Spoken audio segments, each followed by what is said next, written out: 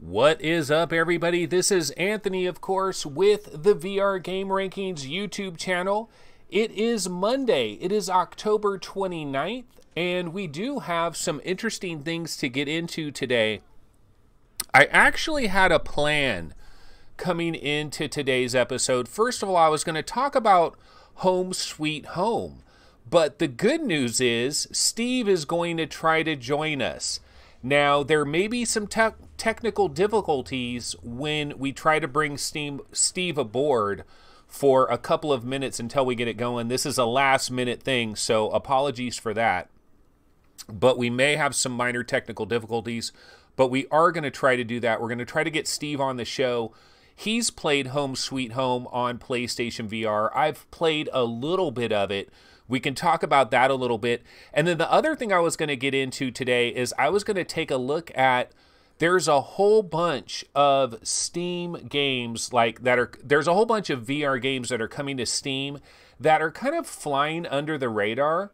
And I thought we could take a look at some of these unknown games as well. So basically there were two different things I was looking to get into today, but that was before I knew Steve was going to join us. So we're going to try to get Steve up and running here.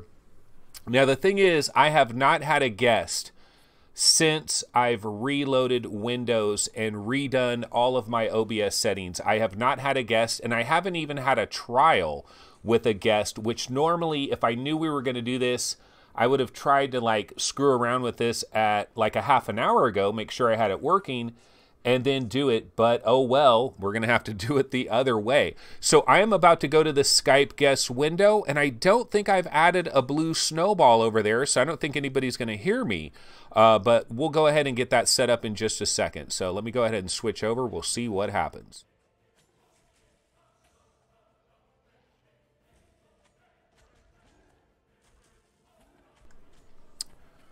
All right, so I just added my blue snowball mic to this scene, which I didn't have this before. And, man, okay, hold on a second. I got to get into Skype. I got to change one of my Skype settings because I have to switch back to my crappy webcam. And it's a way I get around one of these Skype problems by hooking up two different webcams and keeping them separate.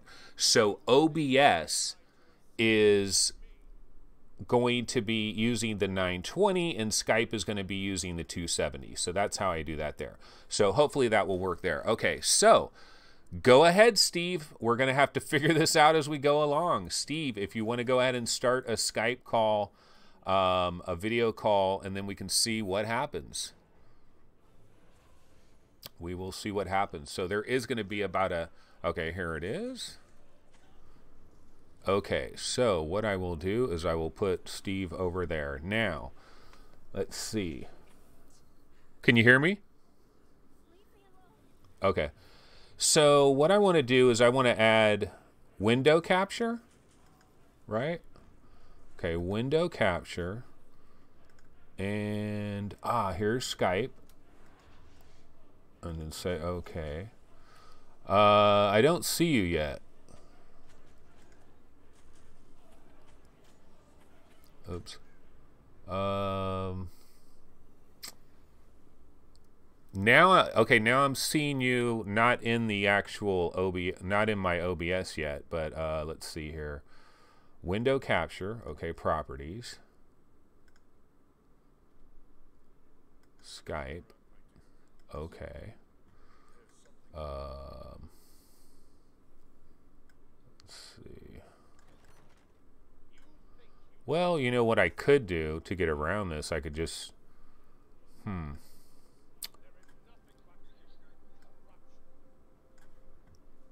Okay.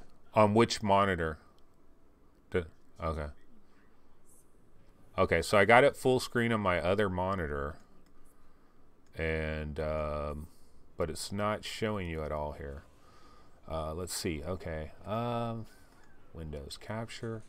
See, when I go to Windows Capture, it shows, it has a million different things showing on here, but it shows Skype three different times.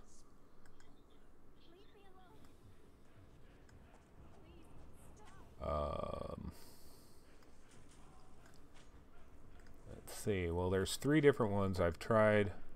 Pretty sure I've tried all 3. Let me try the first one. That's the first one. And here's the second one. See, yeah, I should have did this before the show, damn it. Okay, still not getting you at all. So, how can I do this?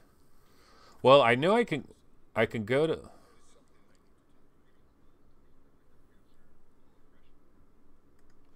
Okay.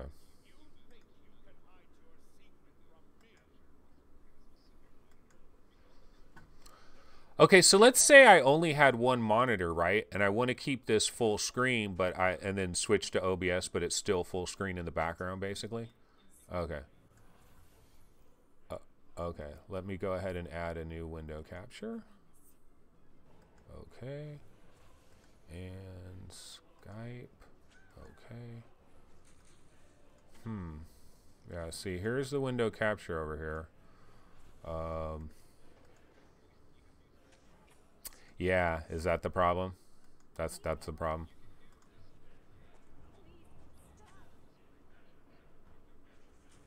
Okay.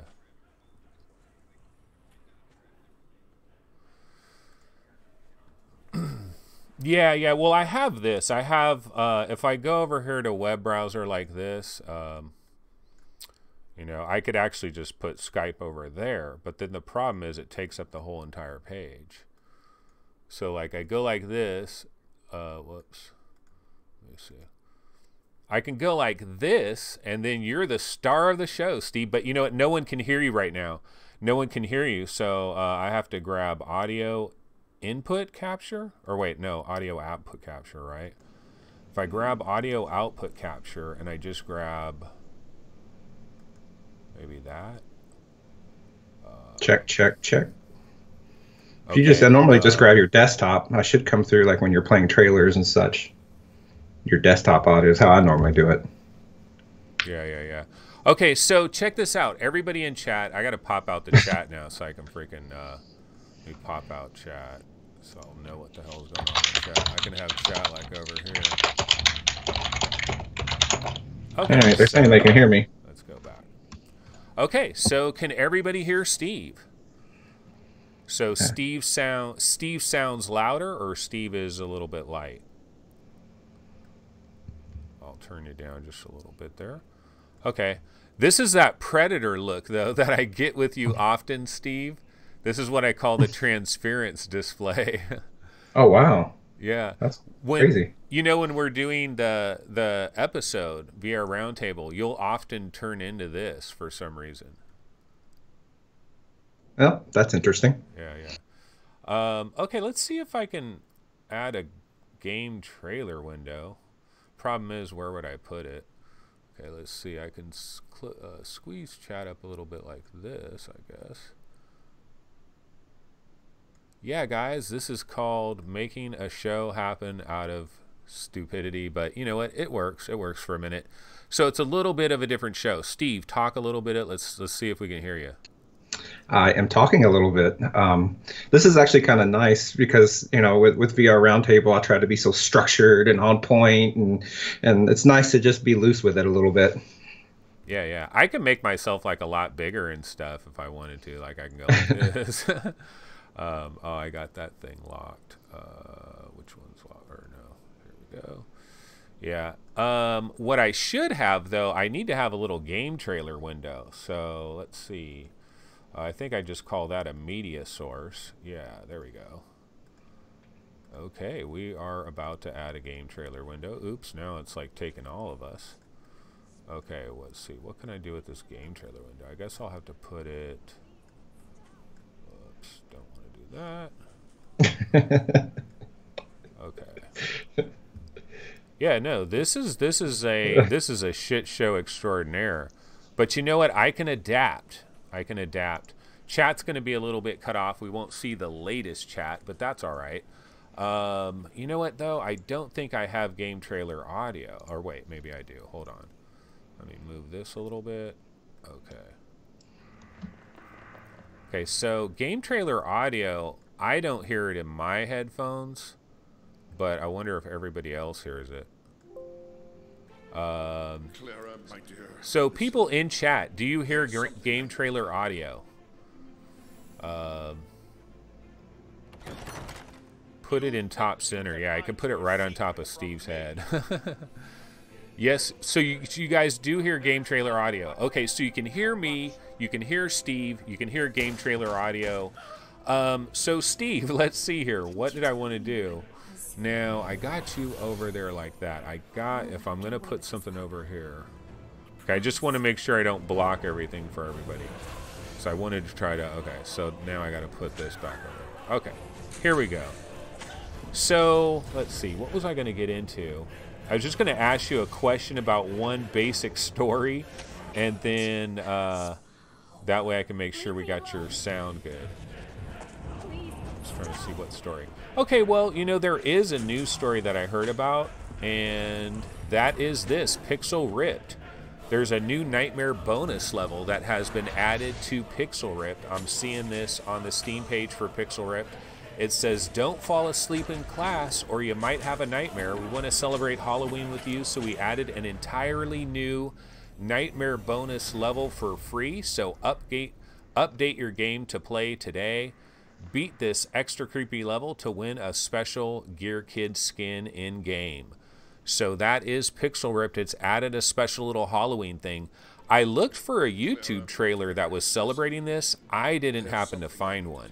I went to their channel, didn't find it. But what do you think about that? Like, a lot of these games are adding little Halloween modes.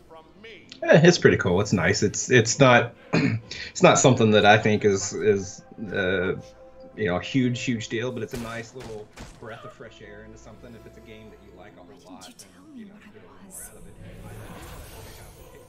I won't let him get away with this, Papa. Promise.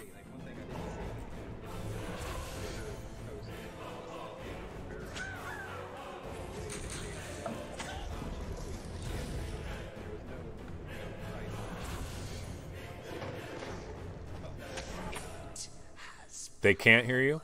Leave me alone. Can't hear Steve. Okay, you were really loud, so I turned you. Okay, no, keep talk. Like, why don't you just go on a rant for a second, and then we'll get your audio level right.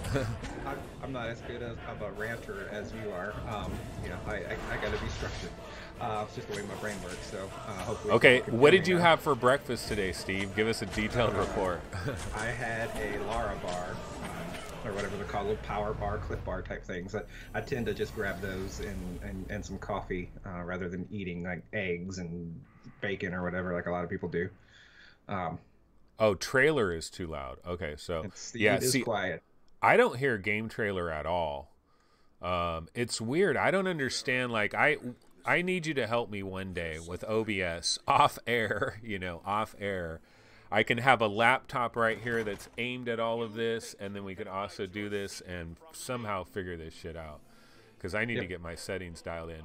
But, yeah, I have no idea how loud this trailer is, so I'm going to turn it down quite a bit. Trailer is too loud. Steve's morphing camouflage. No, this is Steve transference mode. We have activated transference mode. He's in between... what were the two time eras? It was like 1993 and 2016 or whatever it was. Okay, main pan says mute trailer. Well, I want to have a little trailer. I'll keep trailer way the hell down here then. So maybe we can... Okay, Steve is too low. Well, Steve's not even talking. We need him to talk. Yeah, well, I don't want to talk over you. No, I need you to talk, man. We got to figure this out. Nope, it just went normal color on me, so I'm good now. All right, hopefully it's not too much. Everyone's saying screw the trailer sound, so okay, maybe... so fuck it. I'll just turn the damn trailer off. All right, you guys have convinced me. Turn that damn trailer off. All right. But I love the trailer so much, man. Okay, let me adjust the trailer window a little bit here. Our buddy Fluke says everything seems, or that Steve seems fine now. No one's ever described me as fine, so thank you, Fluke. Actually, you know what I can do here? I got an idea. I will figure this thing out one way or another, right? Look at this, guys. This is called live manipulation. I'll get Oh no, I can actually go up over here. Yeah, and then so this. Oh no, this thing has to be moved like this. Yeah, we'll work this out, right? This is called Yep. Live Action Station. This It's is a it's extreme case of the Mondays. OBS for beginners. But you know what? We can do this. That's why it's so nice to have a casual show that just doesn't really care too much. Steve was telling me one time he was watching some other show where like this guy was just vaping while the show was going It was on. the VR spies. Oh, okay. I forget one, but they were doing a show, and his whole camera feed was just vape. And I'm like, man, I want to get to that level of like just not giving a shit, like and I mean it in a good way, not that like he just doesn't give a shit, but just like so cool and like just calm, being live in front of everybody. I'm not quite like that yet. Yeah, and the other thing with that too is like if you have like a real job and stuff, sometimes you got to be careful what you're doing online. Like I'm probably saying certain things online that I may end up regretting at some point in the future. I don't know. It's going to be crazy. But anyways, okay, so here we are. We've got trailer action. We got my video. We got Steve. We got audio for everybody. Okay, Steve is still too low. Okay, so I'll turn Steve up a bit. And yeah. Okay, so we're working with this. Alrighty, so let's see. What was the number one thing I wanted to get into? Well, why don't I go ahead and put Home Sweet Home in the trailer window, and we could talk a little bit about that. I barely scratched it. It is my little my YouTube thumbnail. Seems like I played Home Sweet Home for hours and know everything about it, and that is not the case. Barely scratched this thing. But Steve, why don't you start it off? Because I think you probably may have gotten a little deeper into it than I did. Yeah, I think I got like an hour or so into it. I think it's gamepad only, so it's out on Steam, and it's been out on Steam for a while. And I think the VR patch came in early 2018, but it just wasn't aware of the game. And then they have it.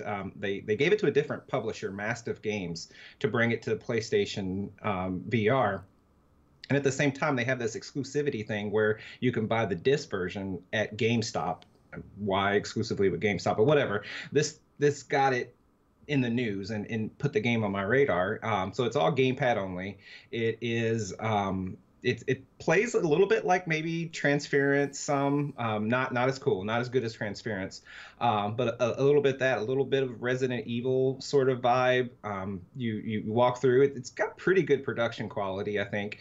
The game has puzzles, and it's really, I should say, it plays a lot like Alien Isolation, and that was like one of the things. You literally hide in lockers and stuff from this. Instead of it being the what do you call it, a xenomorph, instead you get the this zombie chick that wants to stab you to death. It's a pretty cool little game. Now I think it's pretty expensive on PlayStation VR. Probably maybe more than it's worth because of whatever this deal they've worked out. But yeah, it's $30, man. It's $30 on PlayStation VR, and I think on Steam it's like 16 or something like that. Yep. So for $16, like the 1 hour I've spent with it, I can tell it's going to be worth it. 30, I'm not sure yet. Yeah, so I've played it, and I've barely scratched it, which is, I say it all the time. It's like, go ahead, take your shots now. But what it is like, I haven't seen combat yet. Is there any? Are you just running away from things? Like, bottom line is, you just need to get the F away from danger. It's stealth. Like, she'll let out, like if she sees you or picks up on you, she'll let out this kind of screech, and it's a good screech. It's like it has this sort of like iconic sound to it that, like, once you hear it, like, you know what it means and you know to go hide in something. So yeah, it seems to be stealth, very Alien Isolation, with some puzzles and some kind of stitching the story together through collectible things and stuff that you find. When I first started playing it, I died over and over and over, just in that first little 2 minutes where it first starts, right? Because you go into this one room, she's turned around, you know, and then she turns around and looks at you. She goes psycho. She's like a zombie psycho lady that is coming after you. And then you She go, does the Linda Blair to you. She her body stays facing the other way and she spins her head around. yeah, yeah. I don't know why your video goes like that. Oh, I screwed up. I accidentally got pop out chat off of there. Let me get that back. Okay. Every once in a while, your video turns into like Predator / Transference, but oh well, we'll just ignore it. But yeah, yeah, you know, you run to that door, you open the door, and then it's all bricks, and then somehow another door shows up, and so you realize, okay, I need to go into that other door, and so I went into that other door, and then I closed that door, thinking, oh, maybe she won't be able to get into the room, and then she just opens the door, died a whole bunch of times, and then I finally realized that there's this locker there and it says hide in locker or whatever, and that's a big part of this game. And when you do hide in the locker, one of the cool little effects that it does is like you're hiding in the locker, right? And you have to stand like really close to where the vents of the locker are. Like that's where you have to position your head. And the cool thing about that is when she comes by and is making crazy weird noises and she's like literally inches away from you in those open slits walking by the locker. It's just like, did you ever get that far in Alien Isolation? Because it's the exact same thing. You're looking through the slits and you see the alien go by and he's making all of his sounds. So it's very similar. And Alien Isolation is a very good game in VR, even though it's a mod. This does the same thing, and that's even though it may be copying it or whatever. It's good though. It's a good kind of imitation because it's a good feeling. It's a nice sense of suspense and fear. I think it's pretty cool. Yeah, so you gotta remember to turn your flashlight off. And I died on that part like 3 times. And I would get to the locker, and she would open the locker door and just stab me in the face. And I think you gotta turn your flashlight off. I think that keys her into where you are. Yeah, the very beginning of this game, like if somebody has a PlayStation VR, I think this game is crazy expensive. But let's say you played through Resident Evil, you played Don't Knock Twice, you know, you played Paranormal Activity. There could be somebody on PSVR that is a real horror fan and they're into these kinds of games. And one of the nice things about the very beginning of the game is you're going through these hallways and you're turning on your flashlight. I played this standing up, even though it's a DualShock, right? There's no move support as far as I could see, is there? No. Yeah. Yeah, so I was playing it standing up, and sometimes turning around, you know, physically turning around and playing it. And I kind of got that same Resident Evil feeling, especially with the flashlight. I did kind of feel, though, at times like you're already in a VR headset, and so you already got a scuba mask thing going on. And then I felt like there was almost like an additional scuba mask, but I don't know if it was just because of the darkness and stuff. Yeah, maybe where the flashlight shines, and it's all face aim, so like where you look is where the light shines rather than having independent control, and that makes it feel a little claustrophobic for some reason. I felt similar, but Fluke said they're over talking about Wilson's heart, and look at this. That's still on sale. Steve is creeping into the window. Hello. Okay, no, what are they talking? I haven't even looked at freaking chat. Let me see. What is going on over here on chat? Okay, Paradise says, Steam have a Halloween sale starting today. Okay, yeah, we were waiting for this. We were waiting for this Steam holiday sale. And MS Can says, Wilson's Heart any good? For $10? Hell yes it is, right? I mean, it's good for... Don't be afraid to go to YouTube and figure out what to do. There are a couple, like, very frustrating moments of you know what you need to do, but, like, what the game wants you to... How it wants to just register that you've done something can be very annoying. So be prepared to go to YouTube, but it has some very good set-piece moments that are definitely worth the $10. Hey, you know, since I have you here anyway, were you at all surprised, going back to the Oculus kerfuffle, the great Oculus kerfuffle of 2018, were you surprised with Sebastian, his take on the Rift 2? A little bit, because you know, and I'm in the middle, so like I think he might be just as much as wrong as say Gary is, but I think there's something there. Like I don't think like TechCrunch, if let's just take it in that direction. Like TechCrunch is a is a big enough site. Like, they don't have any vested interest in making up a conspiracy about Oculus. If they're gonna lie about something or really sort of embellish about something, they're gonna do it with Apple or Microsoft. Something's gonna get far more interest from their readers than an Oculus story. So I think there's some truth to it. But the problem is we don't know what it was, and he seemed to be pretty convinced. And I think it's one of those things that it did surprise me a little bit that he was so strongly convinced of it. But we'll have to see how it plans out, because I personally think there's a little something there. Yeah, I mean, I was just, because I didn't think, like, even if you felt that way, it's kind of surprising that, oh my God, Brookhaven Experiment is $4. Like, just buy it now already. In fact, I might even buy this for one of my other Steam accounts, just so it's like easily accessible. You're not going to play it. No, I love Brookhaven, man. I mean, but it scares me. Brookhaven scares me, man. The sewers. Have you played through that at all, Steve? I never beat it. You get through the sewer, and then there's one level after it that you're like standing right outside the sewer, and I couldn't get past that. No, I did actually. No, I did. I got to the level after that. It gets kind of hard, and I struggled with it. Yeah, let's see. I'm trying to look for this. Time.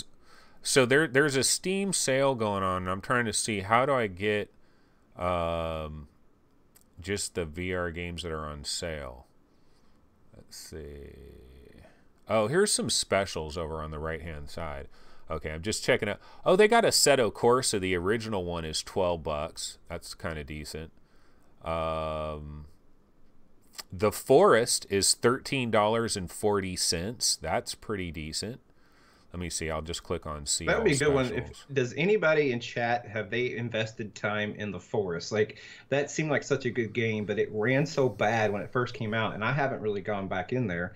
Is it doable? Can you get it looking? Because as bad as Fallout 4 was when it first launched, The Forest was worse.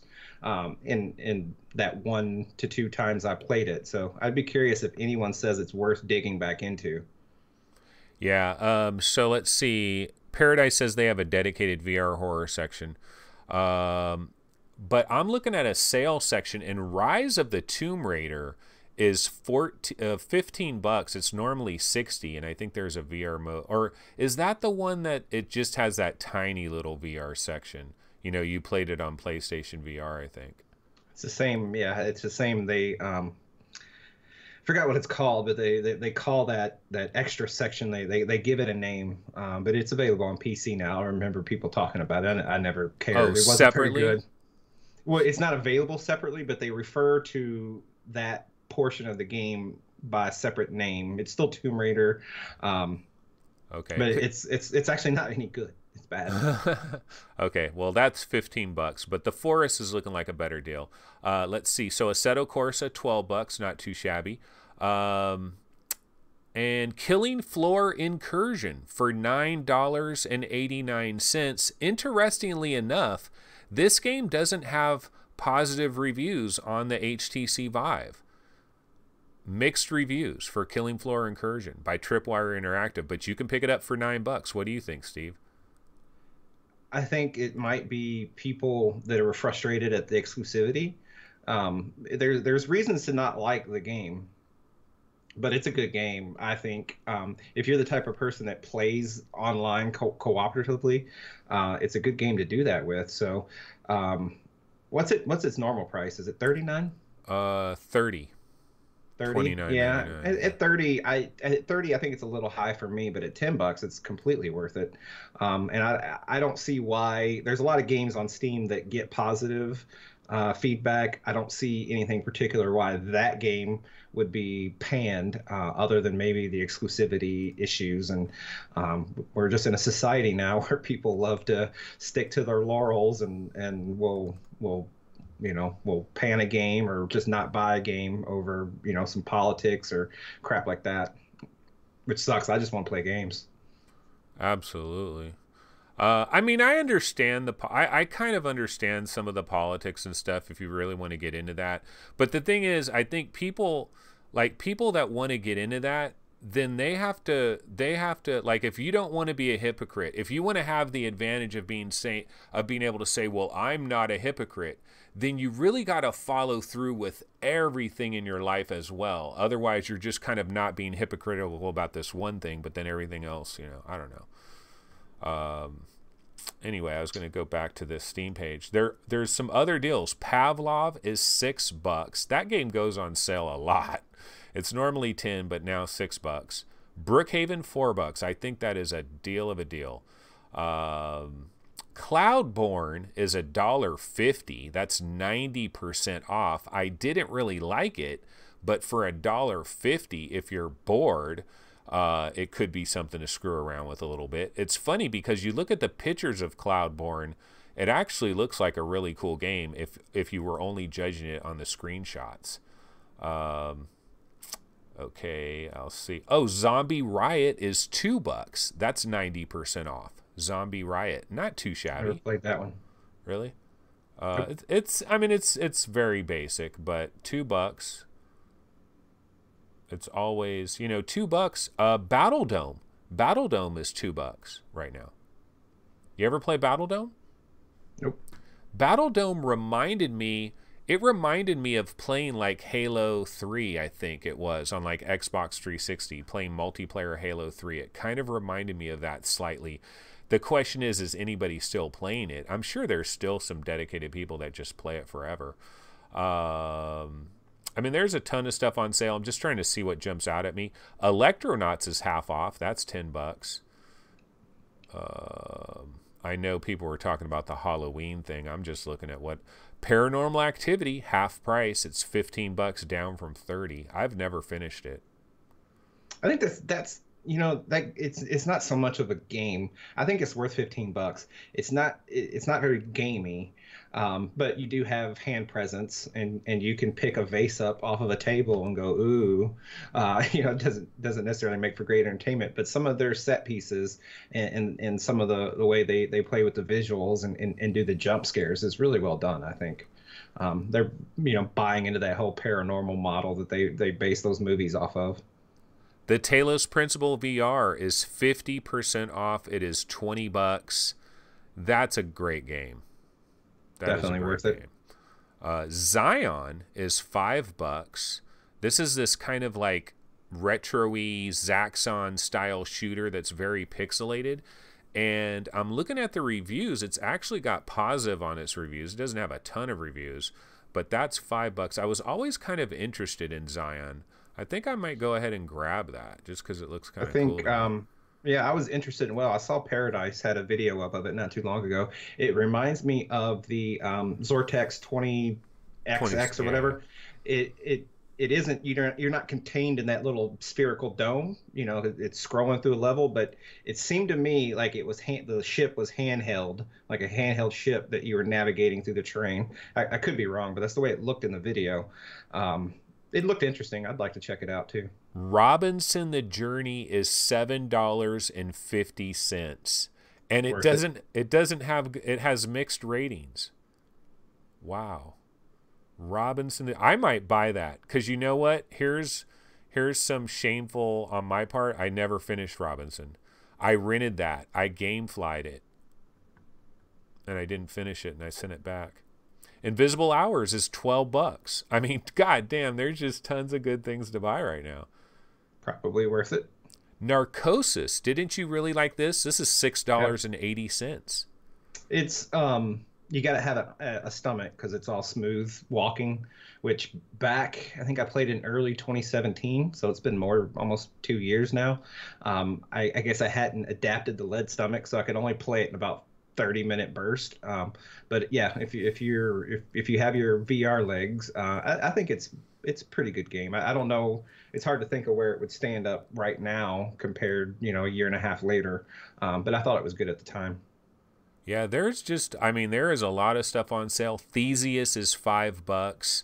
It's a great time for somebody that is brand new to VR to come in. You know what I should probably do is like write a little article on VR game rankings about all these great deals.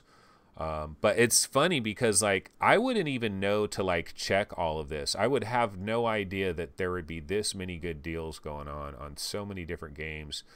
I mean, if I had to spend $100 on all these games that are on sale, I could get Primordian is on sale. It's $8. It's 60% off for Primordian, which I think Primordian, when you're just in that jungle and it's an avatar jungle, and when you first fight those guys that come after you, and it's like a John Woo movie, it goes slow motion, zzz, you know, and dude, Primordian in brief spurts is a very impressive game for, you know, brief spurts. $8. Just seeing what else, yeah. But yeah, so I don't know. Is there any other major news stories that you've seen, Steve? I actually haven't checked the news much today. Yeah, I'll say I haven't checked either. I'm sure we can find something to talk about. Yeah. Well, what I was going to do originally, what I was going to do for today's show is I was going to talk about Home Sweet Home a little bit. We did, you know, I didn't get that far in it, so I don't have much to say. I would say pass at the $30 price. I just got to be honest and say that. If it was $9.99, I'd probably be like, yeah, for Halloween, that's a great game. If it was $14.99, I'd be like, maybe. I mean, I need to play it more. I've barely scratched it. I think, yeah, there's a large enemy, and I think it goes on for a pretty big clip. Like, I think there's a lot of mileage out of it. When I was looking into the game, there was several YouTubers who played the flat, because you can play it flat as well, and they they would have 8, 9, 10 gameplay videos of where they were going through the game. So I don't know how long it is, but based on that, it seems like it's at least 5-6 hours long. So to me, that's worth the normal Steam price of $16.99. I still think it's a hold on the PlayStation $30 price. Yeah. I mean, the flat version, that's the other factor. They might be, and then also the GameStop situation, because can you look it up and see what GameStop is selling that for if you get an opportunity?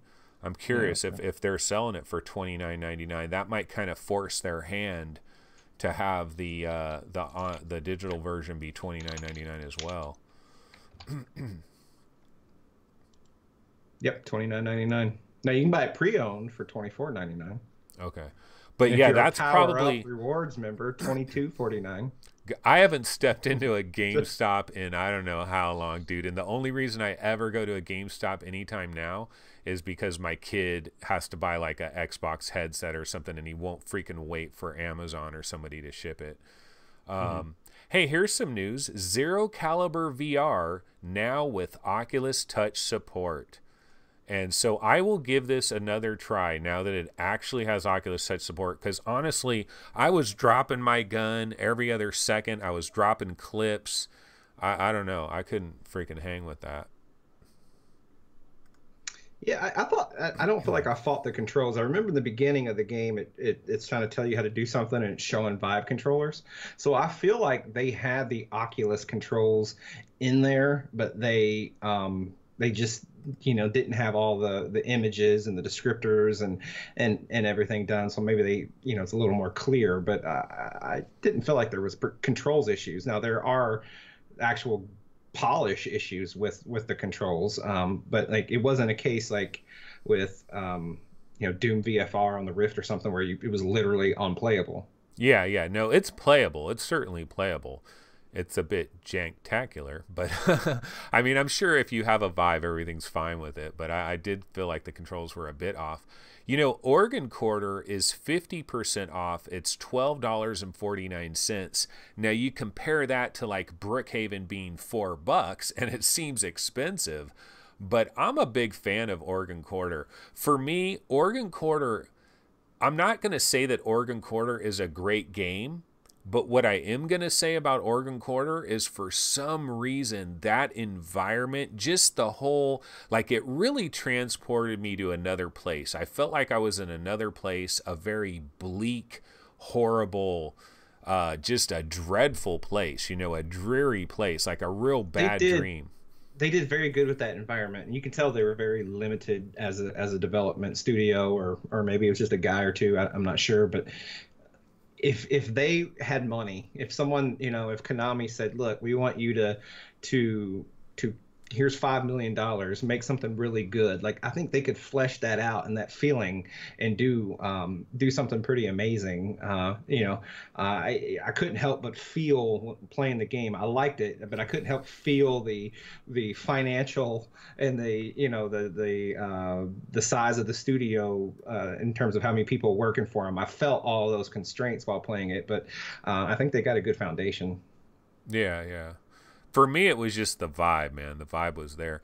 Okay, some people are talking about Primordian in chat. Paradise Decay says Primordian is a one-man show and ex-Blizzard artist. And, man, that guy, much love. He actually came on to our show one day. And I was just like, dude, you're killing it out there. He's working on, I believe, an Oculus Quest game as well, I'm pretty sure. Or he has an Oculus Quest development system or something like that. Main Fan says Primordian is weird, looks great, but feels weird. What do you say to that, Steve? I'm kind of with Main Fan. It does. I have no interest to go back and play Primordian, and it's a shame because the first feeling you have is, holy crap, this place is amazing. Graphically, knocked it out of the park, which, to Paradise Decay's point, it makes sense. And it's an ex-Blizzard artist, doing his thing. But the actual game, like, it was something didn't hook me. Like, there wasn't the melee didn't feel very good. And I'm not going to overlook that, but there didn't seem to be much point. Like, what was I doing? I was just kind of walking around aimlessly through the world, and it was missing something, and I don't fully know how to put my finger on what it was that it was missing, but something was just not there. I think, okay, I'll tell you what it probably needs some more different creatures to battle. You got those main guys, you battle them over and over again, and the first time you battle those guys and it goes into that slow mode, that slow motion mode, and the sound goes crazy, it is incredibly intense. I mean, it's a super intense experience, but it's one of those things, you've killed about 10 of those guys, you've experienced it now. Now you're just doing it over and over again. And for me, it kind of always felt like I could just wail like this, and I decapitate them and they're dead, and it just seems like, now I know they've made some changes, they've done some things, they've added another level. Chris Cox is saying they've added another level. Chris Gould says Primordian is a must buy. I still think it is a must buy at $8 from the standpoint. Phil Yarn says he's going to grab it for $8, just purely like demo material. Like, if someone's coming over to your house, there's not too much more impressive experience you could have in just like a 10-minute burst than walking through the Primordian forest and having one encounter. For somebody that's never had it before, never experienced it before, they're going to look at that jungle and everything, and then they're going to have this experience. It's almost like you're in a sci-fi movie. I think it's one of the closest, but you do get bored of it real quick. Main Fan says they added more creatures. I don't like the slow-mo. I also don't know what I'm doing or what I'm collecting. Amen. That's exactly, because you collect these orb things, and I'm sure it's supposed to have something to do with combat or something. And I had that exact feeling. I didn't know what the hell was going on other than walking around and fighting whatever enemies that came my way. But damn, it was beautiful to look at. Chris Cox says they have added another level.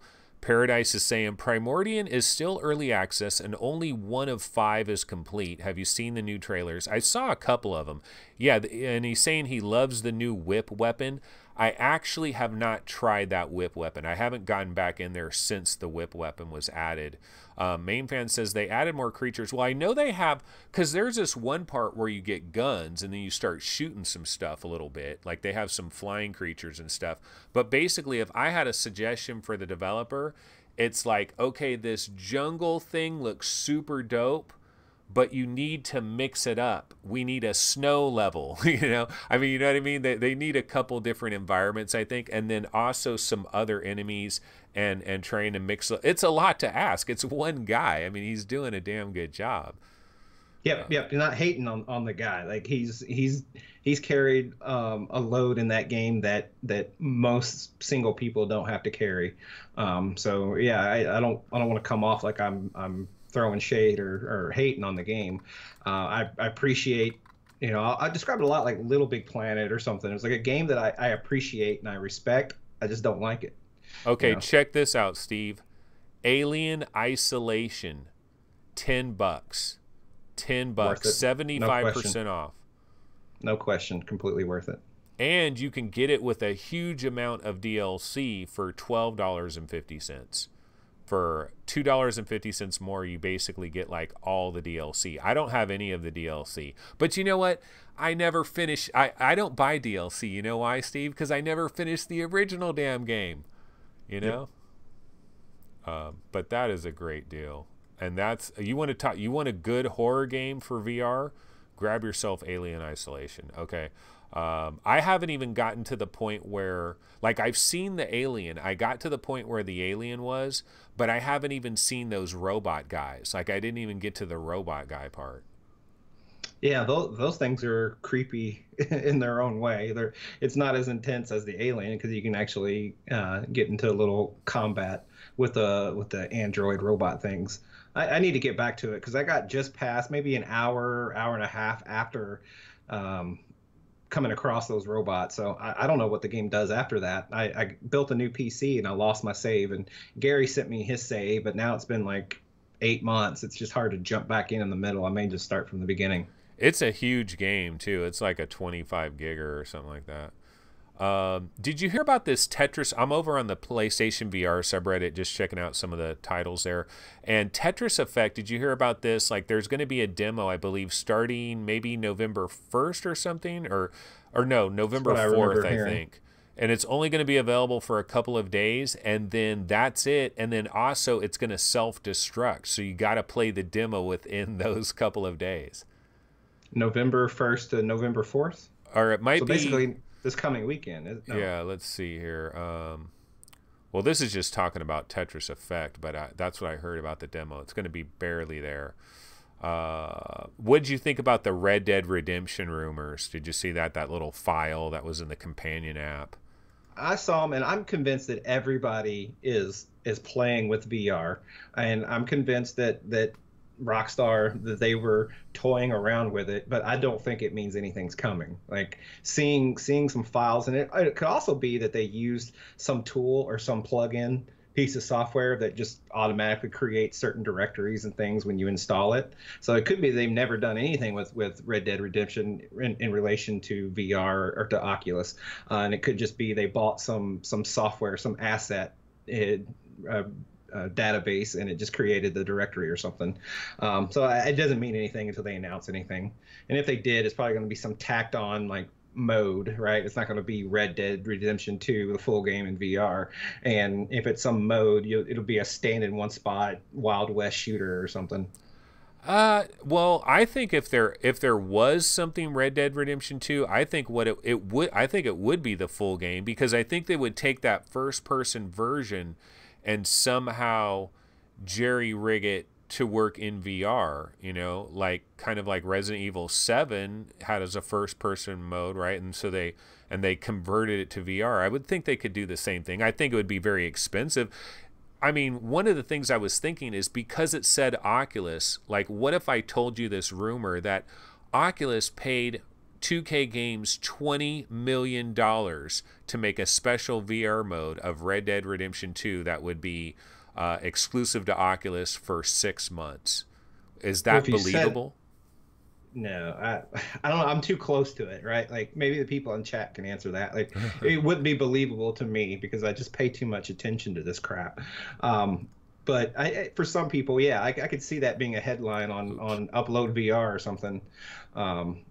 But yeah, I just don't see it. I wish you were right though. Like, bring it on. I know Red Dead Redemption, so I would put that in the same category as I do with Skyrim and Fallout. These were all games I didn't like prior to VR, but somehow now in VR I like them all. Like, I don't know if it's because VR makes them different, because you're able to become those central characters better, or if it's because I'm so starved for AAA content that anything with a AAA flavor comes to VR, I'm all about it. It might be the latter, I think.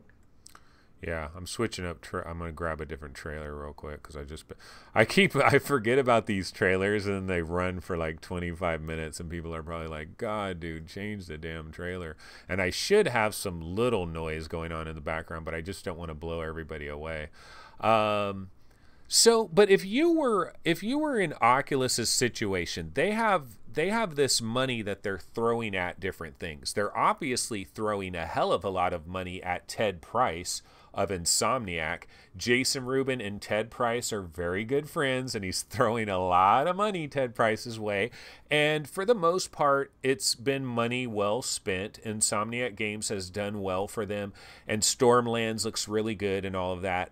But why not take some of that money and throw it at one of these flat games that we would never get in VR otherwise? But couldn't you tempt a company like Rockstar by saying, dude, we will give you $20 million to have a VR version of Red Dead Redemption 2 exclusive on our platform for, say, 1 year. $20 million is a lot of money. So let's just say they said 1 year. If you're Rockstar Games, don't you think to yourselves, God, it might cost us like $35 million to really make a VR version, but you know what? This would give us a chance to kind of start working in VR just in case. I think all these major companies, they do have to take a defensive measure and make work a little bit on VR, maybe work a little bit on AR, because you just never know where the industry is going to go. You can't get caught flat-footed, right?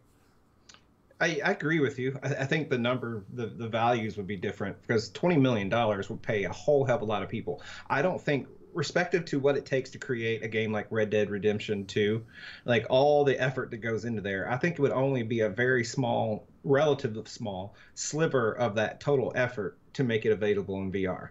You're not redoing any of the voice acting. You're not redoing any of the art, the assets, the story, the graphics. All you would do is just kind of dial in the camera, which becomes the VR player. So I think they could do that. I don't know what those dollar amounts would be. Maybe it's 10 million, maybe it's 5 million. I don't know where it makes sense. But I think you're right in the sense that stuff should be happening, because I think yesterday you pulled up and you were talking about the Steam numbers and how was it Upload or whomever extrapolated out from the Steam hardware sales. And if you look at those numbers, and let's give it a margin of error, let's say those numbers are 50% wrong, plus or minus 50%, that's still abysmally low in terms of adoption. So for 20 million bucks, like Oculus would be crazy. Like they're not going to get that payback. And it's not even going to be enough to move the needle, because the market has already had that happen. The Red Dead, oh my God, I'm completely blue. The Red Dead Redemption is we've had Fallout, we've had Skyrim, we've had some of these games, and those are really big games that have been VRified. People can complain about the quality of the ports. Everyone likes Skyrim, Fallout, not as much, but those big games have been VRified, and it hasn't translated to millions of people running out and buying HTC Vives or Oculus Rifts. Yeah. Chris Cox in chat says Anthony's figures are way off. And sure, they could be way off. Chris, what would be your figure? For example, Chris, you're the CEO of Oculus right now. You got to spend some big money to buy a big game. What do? Do you go to Epic Games and do you say, like, what is the most valuable property that you could possibly put into VR right now? What would move the needle most? Grand Theft Auto 5 VR? Would that move the needle more than anything else? Would Fortnite VR move the needle more than anything else? What would move the needle more than anything? I would say Grand Theft Auto 5. So would I. Because that's still in the charts. Fortnite's amazing and successful, and I think they recently hit 25 million or so, which is just unheard of in VR land. But GTA is it's still in the top 10, like on a very regular basis. How long has it been since GTA 5 released? So it would have to be that game. Like I can't think of anything more It wouldn't be my pick, but I think it would be the pick for that would make the most noise. And Chris Cox says it wouldn't be $35 million to add VR support. Well, it would depend. If I'm not talking about adding support like Fallout 4, where you can't actually like open drawers and you don't have like legit hand presence and all that. I'm talking about like if they actually put in legit hand presence, which that would make it a real. They probably wouldn't do that. That would have to be built from the ground up VR. But yeah, I don't know. I think GTA 5 probably would be the property you'd want. How much would you have to throw at Take-Two Games to guarantee that? I couldn't. Like, it would just be too much of a wild guess. I'm not inside on enough of these studios. But if you factor each developer, right, each employee, and wherever they're based, I'm not sure. But let's say if they're based somewhere in the United States, a professional person is going to cost the company $100,000 a year. You get salary, benefits, like just call it an even $100,000. And you got 10 people, and it takes them a year. That would be $1 million. So if the effort is 50 people for 2 years, I don't know what the effort is, and that's kind of the big question mark. But I would think that some of these companies would be interested if they can get the effort covered, right?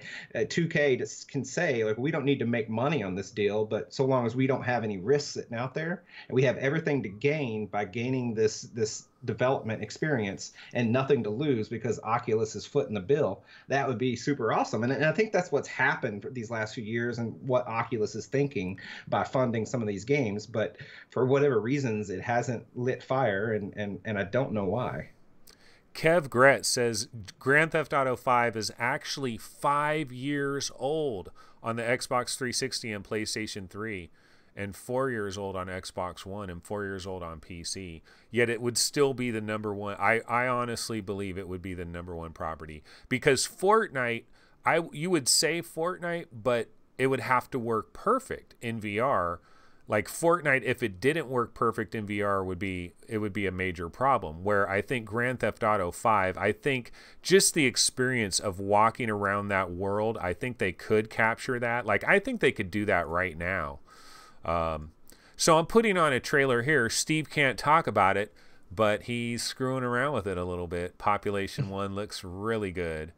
That could be a hot game. I mean, that's trying to kind of be Fortnite for VR in a way. You can't say nothing about it, so I should probably just throw a different trailer on before you get in trouble. I can't say a word. Yeah. Let's see here. But I mean, that much is known, though, that they're obviously kind of going after the Fortnite model a little bit. And I hope the game does well, but I can't say anything else. Paradise Decay says, Fortnite is for kids, would not work in VR. No, dude, all my teenage kids play is Fortnite. And it's for, I mean, it's definitely popular among kids, but I think it's popular among anybody under like 35 probably. And I'm sure there's plenty of 35-year-olds playing it as well. 2K did it with Borderlands. That's Paradise Decay checking in. Yeah, I mean, converting a game. I don't know if Sony paid money for that or if maybe 2K, their CEO is Strauss Zelnick. And I don't know if you remember this, Steve, but a long time ago, he talked a lot of major smack about VR. Of all the huge executives out there, he was the least bullish in VR of anybody. And he's probably coming across as a prophet now because, VR hasn't blown up yet. It hasn't forced the issue yet, right? And they've hardly done anything in VR. What have they done? They've done Carnival Games VR. They did LA Noire, of course, was their big entry in there. Have they done anything else? I mean, 2K Games has not really messed with VR much. I thought LA Noire is Rockstar. Is 2K? Well, 2K Games owns Rockstar. I mean, it's under their brand, yeah. Yep. I've never been a big Rockstar fan, so I I don't know. I don't track their stuff as close. I think, wait, what was your question? I don't even remember now, but you know what? There's an interesting comment in chat. Kevin Mars says, be able to drive a car if you have a driving wheel set up. Imagine, I don't know if you've ever heard my argument, Steve, about the VR chair. you have a VR chair in your room, right? And it's running on a special track, almost like a railroad track. And so it's way out of your play space. You're playing your game, and then you're playing No Man's Sky, and you're wandering around the planet, but now you're back into your cockpit. Boom, you activate the VR chair. Zzz, comes right in. You just sit down. It's perfect for you. And that would be ideal for Grand Theft Auto, wouldn't it? Because switching from car to foot, that's going to be a little herky-jerky. Yeah, I've heard you make that argument, and I think it would be super cool. And we've had people comment on VR Roundtable episodes saying, well, they think that we don't understand Steam VR and that we don't understand Vive tracking or something, because they say, well, you can do that with Vive trackers, and it's like, no, you can't, because the game developers aren't doing it. Yes, I could buy a tracker and I could screw it to a chair where I have my steering wheel mounted, but if LA Noire doesn't like pick up on that tracker and actually make that a feature in the game, then no, we can't do it. So it's one of those ideas that is totally doable with the technology we have right now. It's just not being done because the developers aren't seeing enough of a reason to justify it or something. Hussein X says third person Grand Theft Auto would be easier to port than first person, but dude, I want to be standing on the street. I want cars coming up to me. I want to see people walking. That's the dream of the dream. Like, we haven't really have we experienced any VR world that was anywhere similar to Grand Theft Auto with people just walking around? I guess it would be LA Noire, right? Did you play any LA Noire where you actually got into? I never got that game working. I never even saw that part. I played it real briefly. I couldn't get hooked with it because you'd play a mission and then it would kind of just fade and send you. So it wasn't quite open world, just a seamless continuation. It was open-ish mixed with missions that would then so it never really grabbed me. And it was also around the time of Fallout and the time where we were selling our Vives, and that ended up being a big thing that people cared about us selling our Vives. And so it was just too much noise going on at the time that I just never got back to LA Noire. From what I understand, it works now better on the Rift, if I think I'm remembering that. Main fan or somebody will correct me in chat, I'm sure. Hey, once you've had a full day with that Samsung Odyssey Plus, you should come on here and tell us what your first initial impressions are. If I'm home, I will. I got my notification that it shipped, but then when I clicked the tracking thing, like the post service hasn't, and it's coming the postal service, not UPS or FedEx, which would be far more reliable. But they don't update their tracking information till like midnight or something. So I'm already hitting that button and trying to see where my Odyssey Plus is, because I'm hoping it comes tomorrow. It's supposed to be delivered tomorrow, and I just have this fear that it's gonna not be delivered till Friday or something. It was funny on the show yesterday when you were talking to Sebastian and you were like, no, can you really help me out? No, like, I'm serious. Can you really put in a good word for my pre-order? Like an extra note on the pre-order number? It's like, I feel like I've given them money now, right? So I've paid for it. So it's like, if I could somehow trade them, just me talking about it to jump the line, it seems like it's a worthwhile trade for them. Like, they got nothing to lose in the situation. So yeah, it's worth trying, I guess. It's the name of the game. It's kind of funny, like the whole YouTuber, influencer, whatever you want to call it, right? This whole deal. A lot of times we try to get free things from certain companies because why not? If you could possibly get something free. I've never gotten any large hardware item of any kind free, but it would be awesome to get one. But like, I bought an Oculus Go recently, not too long ago, and I was thinking, man, it would be nice if Oculus had a program where, okay, maybe they're not going to give me an Oculus Go, but maybe I could get like a 30% discount on an Oculus Go as being somebody that, is trying to, like, it's either all or nothing, you know what I mean? Either you have 20,000 subs or 50,000 subs and then they might give you something for free, or you just don't get anything. There's like no kind of discount. Be nice. Yeah, I don't know what else goes into it. I think there's more than just subs. There may be a willingness to say certain things, or maybe a willingness to never be overly critical. I'm not sure. A couple of guys are asking, Mainfan and Scorpion are asking about Pimax being shipped. Mainfan, yes, they did. I paid through it through PayPal for one. I was not going to trust putting my credit card into their website under any circumstances. So I did pay through PayPal, and PayPal did hit my Amex. So in my mind, I have two layers of protection. Amex has always stood behind me. And PayPal generally, is slighted towards the buyer. So I did that, and it has hit my Amex. So yes, they've charged. And then the other question is, when do you think it'll be shipped? I'm not counting. They're saying they're going to get all Kickstarters fulfilled. They should have them fulfilled around Christmas or by the end of the year. I'm right on the other side of the Kickstarter. So once the Kickstarters are fulfilled, I should be in that first batch. I'm going to assume right now February, but knowing that may slip to March or April. It'll be what it'll be, and I just wanted to put my name on one because for anybody else that decides they want to get one, you might be looking at this time next year. I just didn't want to keep letting the time slip and be without. I was envious and jealous, I guess.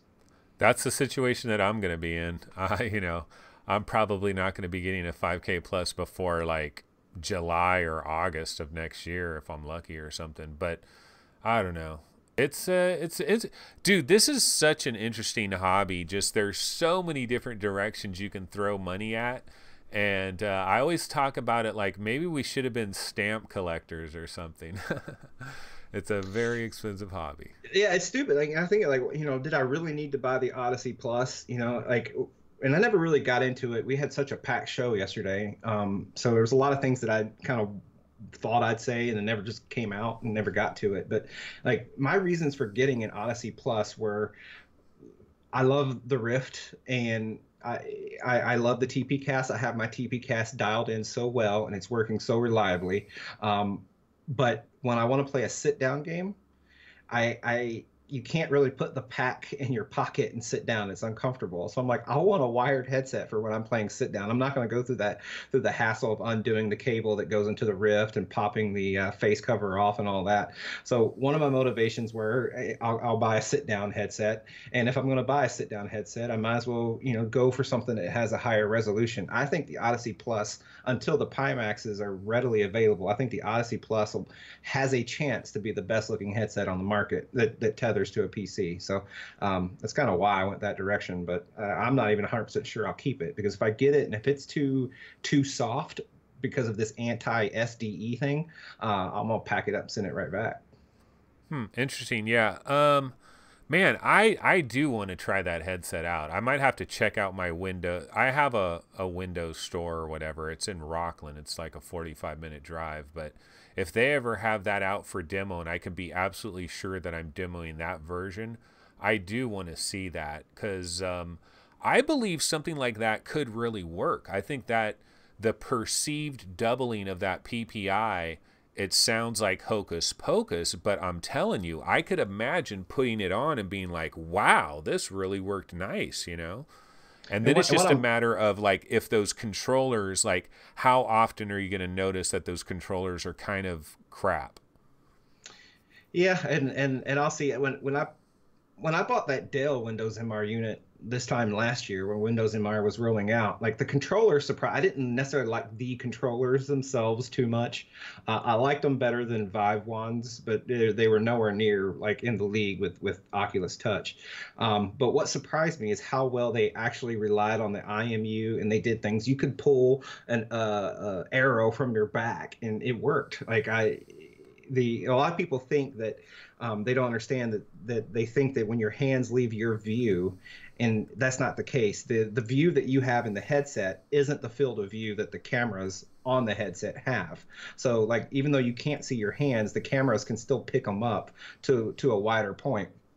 So the tracking, it's not as good as Oculus Touch. It's certainly not as good as Steam VR, but it's not so bad that things are unplayable. And I'd have to say it's probably way the hell better than PlayStation Move. Kevin Mars in chat is saying TPcast sucks for me. What did you do? He says my TPcast works like SHITT. So Kevin, like the big thing that I did was I did open TPcast. I bought a second network adapter, so I completely separated the TPcast network and my internet network. And then I had a router that I was no longer using that I had a custom firmware installed. I had switched from our cable internet to AT&T fiber gigabit.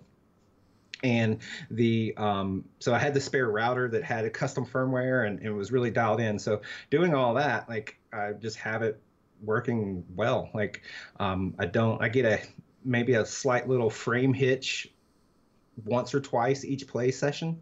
Just the little things here and there that remind you that they're wireless. But compared to how most people describe it, like my TPcast experience is so much different than what a lot of other people say. And I'll say it's on the Rift. I do think TPcast for the Vive, because it does that whole green line bullshit and all that. Like it's probably significantly worse experience than what I have. And then lastly, I was very curious, and I never said this on VR Roundtable, but I'll bring it up at some point. A lot of people say you lose FOV with the TPcast, and I never felt like I lost a lot of FOV, but I was surprised by how much I did lose because I used that app where you can actually measure FOV. And with my Rift wired, I get exactly dead on 90 degrees field of view. With the TPcast, I get 80 degrees field of view. So it is a 10 degrees field of view lost. And the thing is I don't feel it, like, because I can't A/B it that quickly. So it's one of those things that you notice something's a little different. It's like getting a new pair of glasses or something, but you don't. To me, it wasn't so readily. Obviously, I always thought it wasn't as much as 10 degrees. So there's that. So we now have a number. It's a 10-degree field of view loss. And I was measuring that by smashing my eyes all the way up to the headset with the faceplate off. I want to make sure I didn't have any FOV that was hidden. And that's the story. So I'll start spreading that out on Reddit and everything when people talk about it. Yeah, this trailer I have running on the screen right now is Contractors VR. And Phil Yarn, I believe, was talking about this very early when we first started this show. This is by Caveman Studio, I believe, Contractors VR. And I think it's going to be entering early access in December. And is this a race or what? There are so many different shooter games that are very similar to each other, that are all going for this prize. They're all going for that Onward Pavlov thing, because both Onward and Pavlov have been very successful, I think, for both of those companies. Downpour Interactive and Dave Kills, they've done very well with those two games, and everybody else wants a little piece of the action. It's funny, Steve, we didn't talk at all about Wardust. Have you ever played Wardust? I keep forgetting to. Oh, okay. That's why, yeah. So we just got to make sure we get it on a show note. That way it kind of forces all the other guys to check it out. Yeah, I know it's on the VRGR account, so it makes it a pain, but it's worth trying, man. I mean, you'd probably really like it. I should probably go back in there and give it a try, but it's the same thing for me with all these games. If I actually get out there with real people that know what they're doing, I am dead in fractions of seconds. So it's just hard. Whatever happened to, there was a game in the beginning of the year that looked good, and I think it was coming to Oculus, Steam, and PlayStation. Arvo, something like that. Like, yeah. That's supposed to be out? I haven't heard anything about it, but it would just blend in right there with all these other games. Zero Killed, Zero Caliber, Arvo, whatever it's called, Wardust. Like, and I know they're all different. I'm not saying they're all exactly the same, but they're all kind of go for that same itch and are trying to scratch a similar itch. And I don't know. I don't know if there's room for all that in a market as small as VR. Yeah, and Wardust, they got lucky because they kind of came out of nowhere. A lot of people jumped on it. It got a little bit of hype. Look at what happened to Zero Killed, man. And is there that big of a difference? Well, I mean, you haven't played Wardust. It's a different game. It's more of this, like, Battlefield type of thing. But Zero Killed, because I got into the Zero Killed beta or whatever before it officially came out, and there was nobody there. It was empty, and that's probably why it's a disaster. But the graphics were beautiful. The gun sounds were really good. Alvo, I think it is, Conrad Lawrence. He's saying Argo. No, there is a game called Alvo. And yeah, Alvo's one of these games where there's a number of games that we've heard about for a couple of years that have just, supposedly they're still in development, but you just haven't heard from them for a long time. Conrad Lawrence says, yeah, War Dust is very fun. Scorpion 2 says Contractors looks good. Yeah, it does look pretty sweet. Of course, Zero Caliber looked really sweet, and it's still pretty good. I haven't done the super sampling. That's one thing I still haven't screwed around with yet. You definitely, because it's basically your performance is what it's going to be. Your CPUs, your CPU, your RAM's your RAM.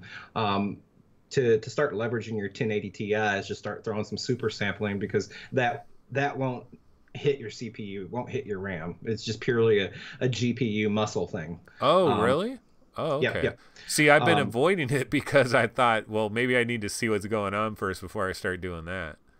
Now, because any physics or anything that's really being impacted, the frame rate by your CPU is staying the same. All that's happening is the GPU is rendering the higher resolution. So, and you're gonna have to spend some time learning Oculus Tray Tool, and this is one of the downsides from Oculus to Steam, is Steam kind of gives you all the super sampling stuff like right there. With Oculus, you gotta use Tray Tool, which is a third-party app. You can do it with some of the files in Oculus, but you'll want to use Tray Tool, and you'll have to learn that. Like, it's just not as straightforward as it is on Steam. Yeah, okay, looking back at chat, MS Can, now this is a while back. I had to scroll back to get this, but he had an interesting comment. He says he picked up a regular Odyssey. He likes it, but it didn't fit well on his big meathead. And I thought that was interesting because, you know what? I wonder if I'd be in a similar problem, and it might be even worse with the Odyssey Plus, because I've seen these comparison pictures with the Odyssey Plus, and it seems like it got smaller. It does have a different face box than the first Odyssey, but the overall headset almost seems smaller. So it's weird when we get these different headsets. Sometimes we're not thinking about, like, it has a set IPD or something, like the Oculus Go, it has a set IPD. You have to kind of live with the IPD it has. Luckily, the Samsung does actually have the IPD adjustment, but like Lenovo and all those, it's the only one that has it, right? It's my understanding, yeah. And I don't know. I'm blessed, I guess, in that way. I have a small head. I can fit my glasses in my Rift without issues, which most people can't. My IPD is 61, so I'm on the small side there. I can go into all the VR headsets. Like, now I trade places with you because I have to deal with glasses, and that's a pain in the ass. But outside of that, like, I'm lucky in that I don't really have to worry about a headset fitting or anything like that, or even a headset like the Go. It's not too far from my sort of nominal IPD that I can just kind of go into all these headsets without worrying about it. I feel for the people with the big domes that have to worry about it. Yeah, I mean, if they have the IPD adjustment, it's usually not too bad. The Sony PlayStation VR, it's funny, it doesn't have well, it has like a fake IPD adjustment, right? But that headset just feels so nice. I mean, they did such a good job with that original design, It's really like a pillow on my head. Let's see. Was there anything in chat anybody was talking about that you wanted to comment on? Yeah, they're still talking about TP Cast. I'm not going to drag it down. I can go into the technical weeds with them, but I don't think it's makes for good entertainment. Yeah. So, actually, speaking of the TP Cast, but just life with wireless, like, you've been using this now for how many months? Since July.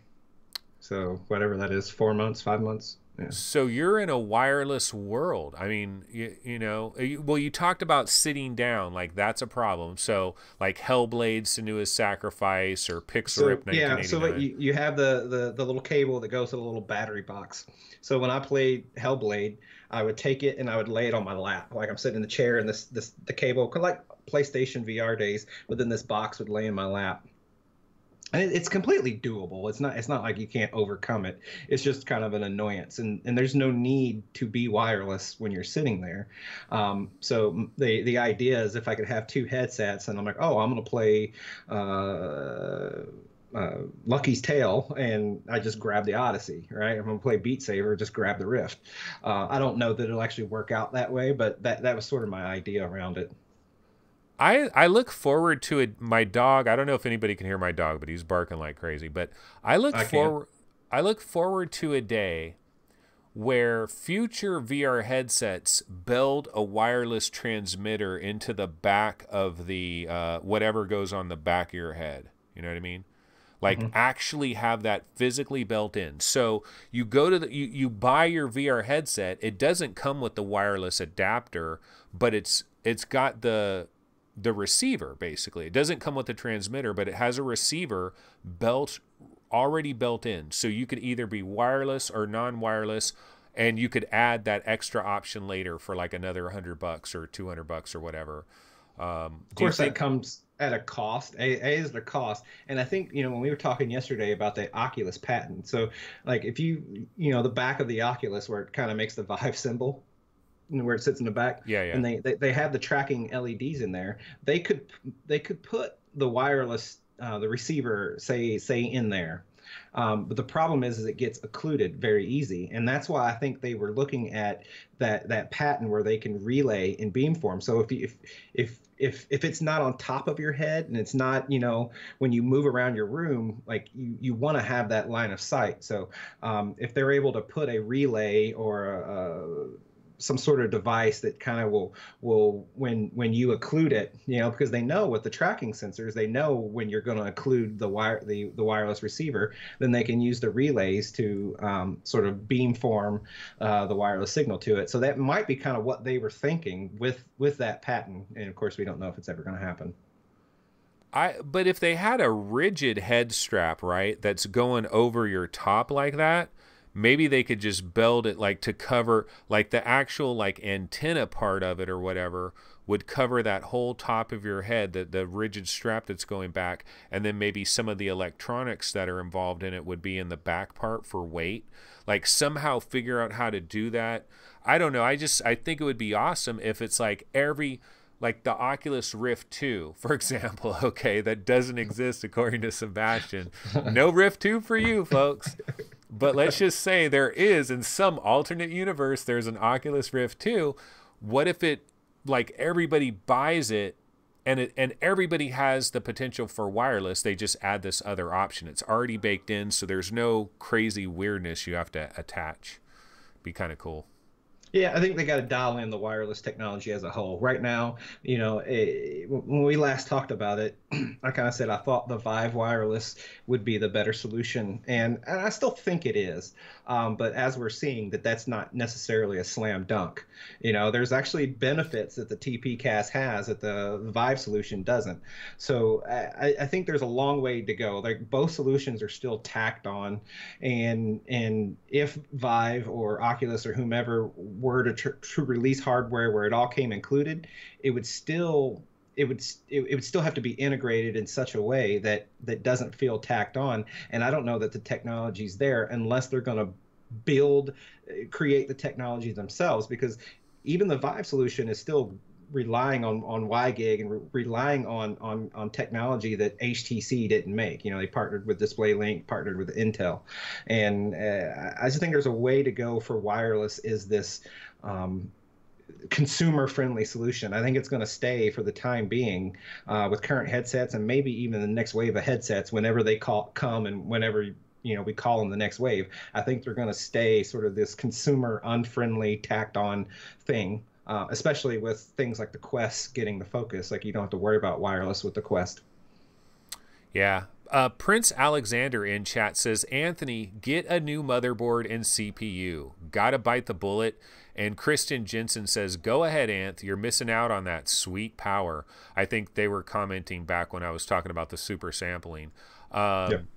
Yeah, and you know what? I'm looking at that. I am actually considering that as well. Black Friday is very close, right? So I figure the way I'm looking at it is if I see something on Black Friday that's like, wow, I'd be saving I'm basically getting a completely free motherboard if I get this CPU or there's some really nice little deal that's going on.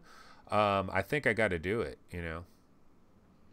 Yeah, I honestly I don't know if that's normally a thing, right? Because Black Friday anymore is like, buy this TV for, $84 and buy this crock pot for $8 and it's like I don't know if PC components really go into major Black Friday deals. But maybe Cyber Monday, maybe that's the more the new eggs jam or something like that, maybe Cyber Monday.